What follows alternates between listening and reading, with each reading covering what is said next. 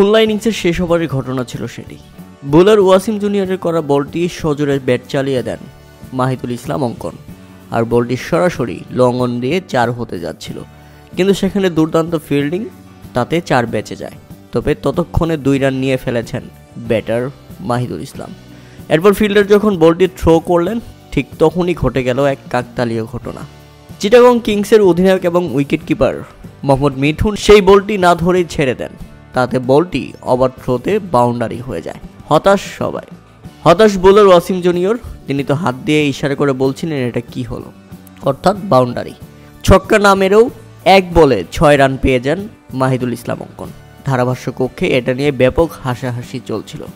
এ যেন এক BPL comedy. আপনারা যদি একটু ভালো করে দেখেন, ফিল্ডার থ্রো করার পর বলটি সরাসরি ব্যাটসম্যানকে পাশ কাটিয়ে চলে যায় উইকেট কিপার মোহাম্মদ মিথুনের কাছে, কিন্তু তিনি সেই বলটি ধরতে ব্যর্থ হন। তাতে বলটি সরাসরি চলে যায় আবারও উইকেটের পেছনে বাউন্ডারি লাইনে। তবে সেখানে ছিলেন ফিল্ডার আল ইসলাম, কিন্তু বলটি তিনি ধরেও ধরতে পারেনি।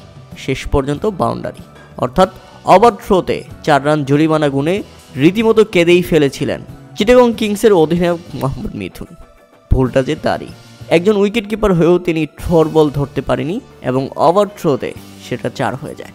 প্রিয় দর্শক, পাড়ার ক্রিকেটে আপনার দলের সাথে কখনো এমন ঘটনা ঘটেছে কিনা তা অবশ্যই আমাদের কমেন্ট করে জানাবেন।